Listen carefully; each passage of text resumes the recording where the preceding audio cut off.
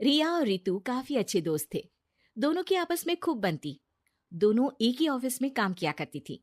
रिया रितु को अच्छा दोस्त मानती, लेकिन रितु। अरे रिया, तुम लोगों का अपना मकान नहीं है, क्यों नहीं तुम और नरेंद्र भी हमारी कॉलोनी में ही मकान ले लो? हाँ यार, आइडिया तो अच्छा है, लेकिन इतने पैसे आएंगे कहाँ से? अरे, हमारे होते हुए तुम्हें घबराने की जरूरत नहीं है।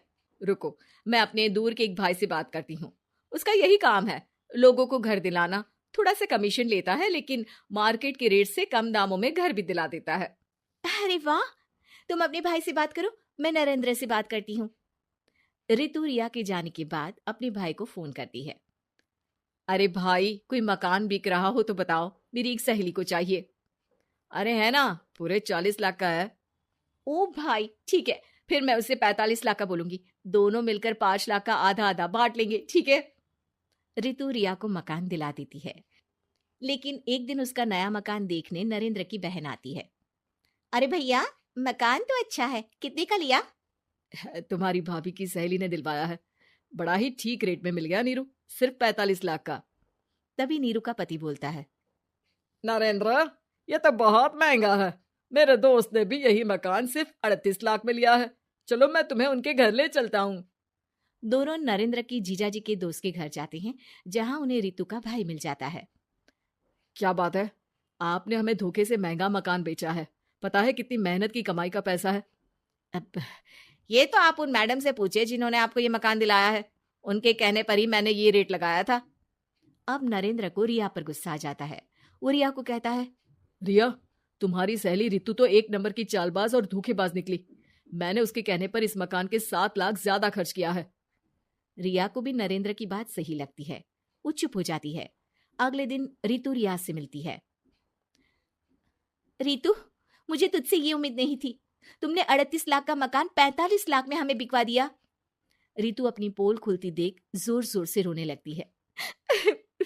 अरे मैंने क्या बुरा कर दिया, तेरा भला ही तो सोचा था। अरे तुझे उस प्रॉपर्टी डीलर की बात पर भरोसा है, लेकिन अपनी सहेली पर नहीं।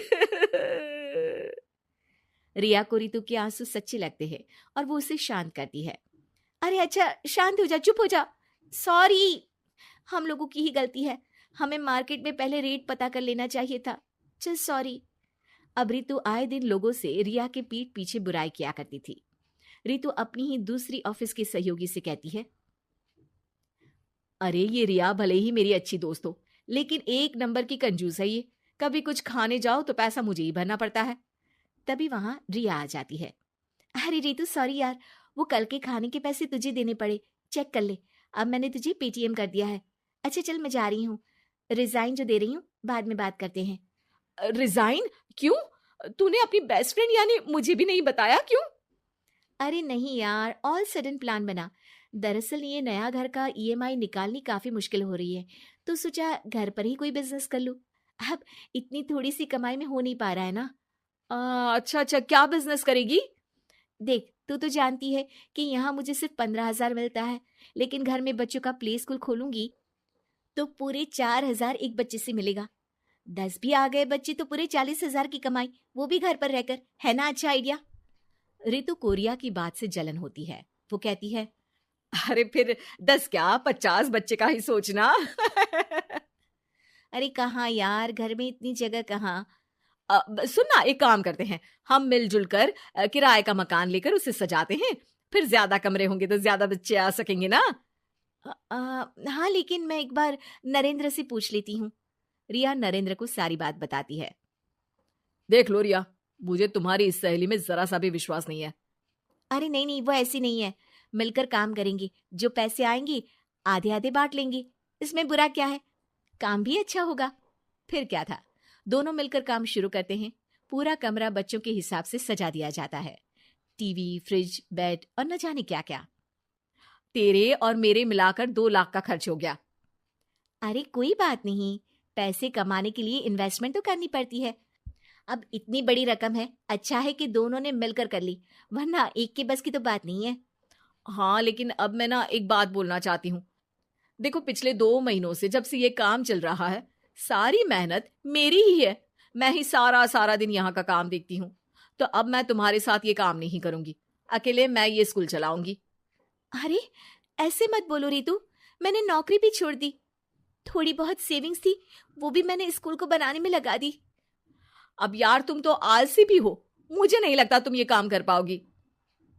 रितु, नरेंद्र ठीक बोलते थे, तुम भरोसे के लायक नहीं हो। ये मेरी गलती है कि मैंने तुम पर विश्वास किया।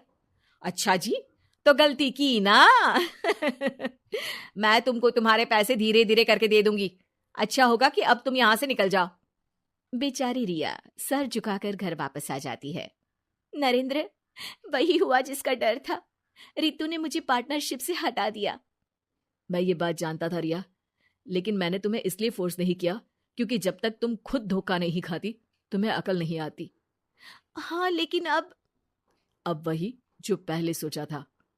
और फिर क्या, रिया घर से ही बच्चों को संभालने का काम शुरू कर देती है।